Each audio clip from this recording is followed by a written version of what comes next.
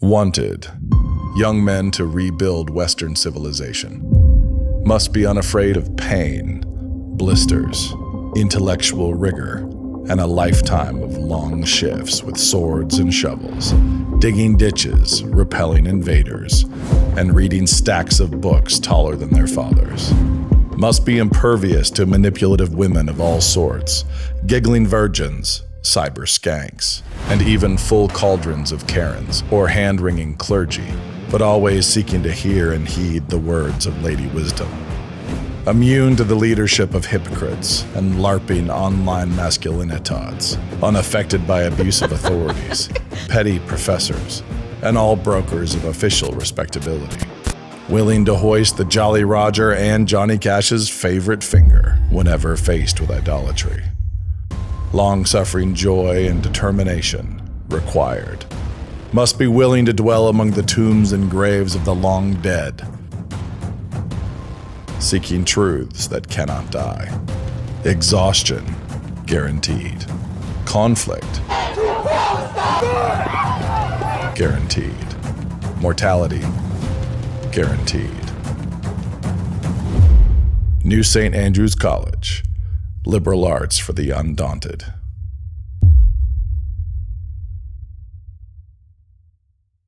The American church really is gay. Are you asking me out on a date? Effeminate. The Bible appears more to whisper when it comes to sexual sin. Shallow. I said, I want the African American 7. And full of cowardly leaders. Are we going to keep bickering over secondary issues? America desperately needs to return to the Father. Either we fall on the rock and are broken, or we fall on the ground and are crushed under that rock. To fall on top of the rock and be broken is exactly the condition in which God brings reformation and revival. So which way is it, prodigal America? Are you coming home to the Father? Join us this Reformation Day in Fort Worth, Texas, October 31st through November 2nd at Will Rogers Event Center, just days before our presidential election. And join with the thousands of us for the blessing of gathering together with God's people and celebrating God's goodness with beer and psalms. Hear from speakers such as Dr. James White, Pastor Toby Sumter, Pastor Doug Wilson, Dr. George Grant, Gaben Knox, Steve Dace, and more. Don't forget our Business Makers Conference, Jumpy Castles for the kiddos, after parties, single events, the Pastor's Luncheon, the Business Leaders Luncheon, and many more surprises coming.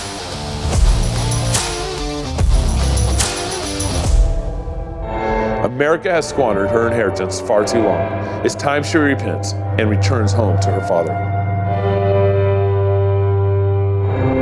Fight, Laugh, Feast presents Prodigal America.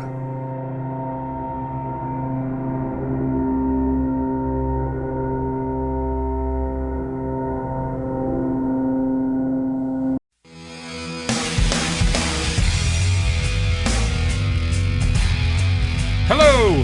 Welcome back to Cross Politic with the Apologia Radio in the house. Well, we have a full house. Yeah. Yes, my goodness. I can't even keep track of everything that we got going on in this episode. You got your tablet open, you got your laptop open, you got I am lost. So that's great. Thank you for joining us. We need to wrap up our 100 days of Trump in office. Is that possible? And not with Apologia in the room. You said to make this just like we're on Apologia. That's right. So we still get another 20 minutes of goofing off. That's right. And then we get to the serious stuff. No, I'm trying to. This is my job, actually, is to get them to like be goofy for a minute, but then control them and herd them into like a discussion. That's my job. So it's like Marcus. He's the cowboy. I can't Trust do it me. with all these guys. We have no one that does that at Apologia. Trust me. It is not something that anybody can do. That Apologia? I don't think anybody's succeeded Jeff just yet. said we had no one. Because Marcus I don't even notice him trying. After a while, you just give up. And you're just like, that's great. just how it is. That's great. Okay, so let's pick up where where Seth left off with 100 days here. We're talking about gun control. Right. That he was going to, his first day in office, deregulate gun control on where gun-free zones are, and I think that was partly defined by there's gun-free zones in Army bases, right? So I think it included some Army bases, some schools, colleges. I don't know if it included schools in his original, but I know it included like basically areas that the president had direct control over, right? Because he's chief commander-in-chief, right? And so I think it included part of that. It also, Seth, what you had something to say about like the states, gun-free control with the states, or maybe give me the kind of breakdown of what it meant by gun-free or getting rid of the regulation on gun-free zones. Yeah. So when it comes to guns and one of the things that Trump wanted to do, one of the things that he wanted to do was do reciprocation for the states. So you guys probably know that with driver's licenses, if you have a driver's license in Idaho, it works in every state. Right. That's one thing that Trump wants to do. Yes.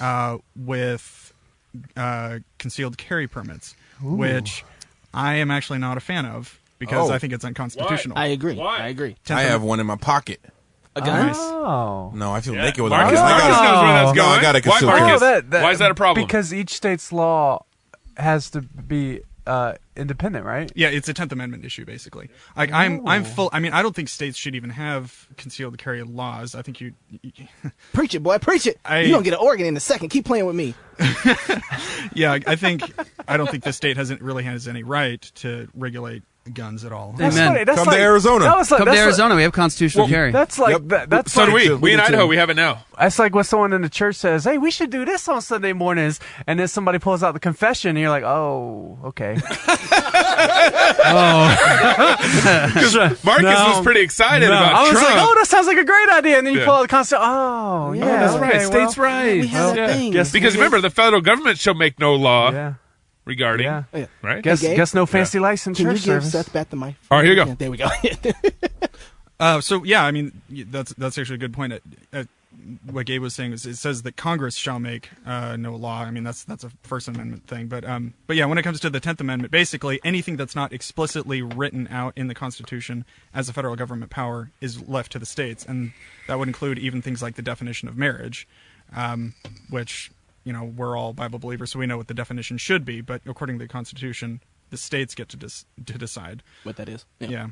And that actually brings up another issue, which is gay marriage isn't legal in America. Obergefell had nothing to do with the legality of marriage. It's something that well, he's like a preacher, and he just get distracted. You mean courts? Yeah, you mean courts? I can kind of go anywhere. You mean courts don't make laws? We just went from the 10th Amendment. Give me some more updates on Trump.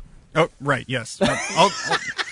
He's like, yeah, oh yeah, the president. That's right. So yeah, when it comes to the gun issue, he wants to go to immigration. Yeah, we got the gun thing. Okay. So that's the deal with guns. When it comes to immigration, everyone freaked out about his executive order, which supposedly was some kind of Muslim ban. Which wouldn't be a bad thing. Yeah, actually, I don't think it would be. Why y'all looking at me crazy? I'm just Everybody listening. just stopped and looked at me like... No, I'm just listening. You say that a lot, don't you? Why y'all looking at me like I'm crazy? Yeah, because I must say a lot of crazy stuff. But I mean, I don't have a problem with that. This is what it means to be in the studio with Chuck Knox, Luke. You don't have a problem with the band? It's easy to look at him crazy. If the president, if you have a house, we're really going to go here. Mm-hmm. If you have a house and you don't want certain guests in your house because of the way you know they're going to treat the environment, then I would have them say, hey, I have no problem having you in here, but these are the requirements if you come in my house. Yeah. And so if the president doesn't have the ability to do that, then who else is going to protect us from those? I think if a president's job is to punish evildoers, I think Islam is probably one of the worst evils right now plaguing the world. And if he doesn't have the right to protect Americans from Islam itself, then I don't. Yeah, and what he's doing up there. And one of the things, and if anyone who's listening wants to pursue this, Kenneth Gentry has a really good chapter on immigration in his book Political Christianity, where he goes into. I mean, again, our response always it can't be reactionary; it has to be principled. We have to look what the Bible actually says, and if you look at what the Bible actually says about borders, countries do seem to have a right to control their borders. Israel did in Nehemiah. There were times where they closed the gates of the city. Because Marcus's hair is actually turning black now. Yeah, y'all just keep on. And to some extent, it's just an extension of Exodus 22, verse 2, where if a thief breaks in at night, you have the right to. So you have the right to exclude people under certain circumstances. Sure. So okay, I'm with you. All right. So how much more we have for Trump? Oh yeah, I keep getting lost. distracted. So yeah, basically everyone freaked out about the executive order. But part of the problem was, I think a lot of people just didn't read the text of the executive order. Sure. I read through the whole thing. The only country that's specifically mentioned is Syria, and the executive order invokes. I don't think it was an executive order that Obama issued, but it was something that he issued where it did refer to other countries that were going to be banned, and a whole bunch of liberals reacted and said, "Oh, well, why are you banning these 7 countries? They have nothing to do with terrorism." Well, there actually is an article that I found on the Washington Examiner that says there are 72 individuals who, since 9/11, have been convicted of terrorism, and I'm trying to. My computer's not working very well, but it never does when you're live. Yeah, but many of them came from those 7 countries. So okay, all right. So he's actually following through with his promises for the first 100 days. The question is he going to make is he going to make all of them? Is he going to actually fulfill his promises he gave us in the first 100 days of being in office? Well, he's already broken some of them. I mean, one of the problems with going back to the gun-free zones issue is he can't just do anything with an executive order. He can't make laws. Right. Congress is the one that makes laws. So even if he had wanted to, he wouldn't simply have had the power to just get rid of all of them. He's not a tyrant. Right. So. All right. Well, hey, we'll check back in with you. Next time we do a show, we're going to really want to know how many promises, how far is he in completing that? And Jeff just walked off from the microphone, is off getting something in his bag. This is happening at Apologia? Every day. Okay, every day? Oh, okay. All right, cool. We are 100% professional. Jeff will be hosting, and then he'll just walk 60% off. 60% of the time, every time. We're like, hey, I'm hosting. You guys hold on a second. Since he's transferring, we'll just go ahead and make the segue right into Pastor Luke Walker at Redeeming Cross Community Church in Richfield. Is doing a great ministry right now in writing biographies. This is your second book that we're on, but your first book was on Whitefield, right? It was on Wycliffe, John Wycliffe. Yeah, something like that. I knew it was. One of the W's. It was a book. One of our parishes. Wycliffe? Like Wycliffe. Fuji's? So, no woman. So, Pastor, why are you writing biographies right now? Like, out of all the things to be doing, don't you have something better to be doing with your time, like writing about the gospel? Yes, sir. Well, besides debating on Facebook for hours a day, I have found time to devote studies That's not funny. to church history. So, yeah, what we're trying to do is, make church history accessible for folks. And so I have a passion for church history, been studying it for some years, and found an outlet with my friends at Wrath and Grace to put together short biographies to give people, to whet the appetites of folks for some of these great saints of old. And why do we need to be reading these? Good question. Because we don't live on an island. We don't live in a vacuum. And, there's a reason why things are like they are today. We stand on the shoulders of giants. And there's nothing more orienting than understanding the flow of church history, the flow of history in general, but particularly as a church, to see where we've come from, to see the baton that we hold and who we got it from, and who we're going to pass it to next, Right. And so, go ahead. Now, the book that we want to interview you on is kind of a biography, narrative of Olaudah Equiano. Yes, sir. And he was, as I was reading through this he's last a G. week, and he's a really interesting character. And he was spent most of his time in the British slave trade. He was actually a slave himself. Mostly, yes, for the most part, in the British slave trade. And then he kind of, God, like he always works in these ways, he used that crazy time in his life and brought him to the Lord.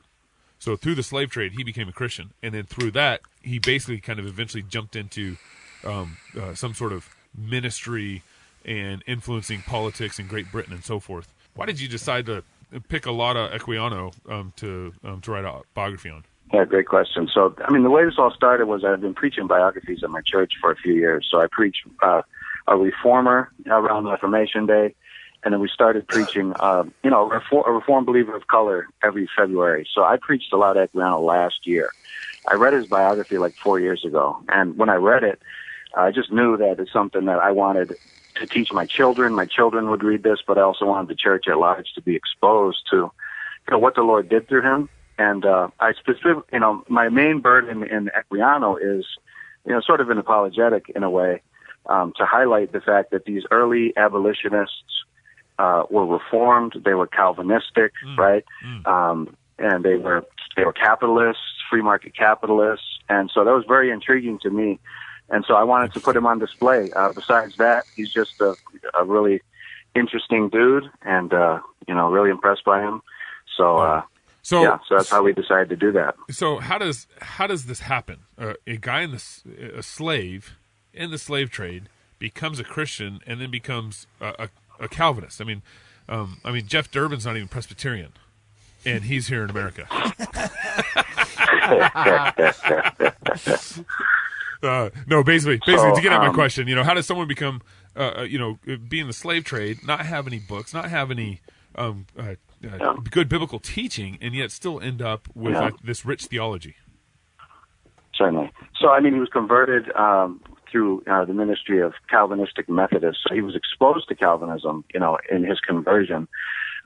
Most deeply, it was the thing that explained his life. It was the thing that explained the tragedies he went through, was the sovereignty of God. And he gravitated towards it because it's the only thing that gave a real explanation for everything that was happening in his life, right? Right. In his case, also, from where he grew up, the people were predestinarian. So he was born as a predestinarian, right? Grew up that way.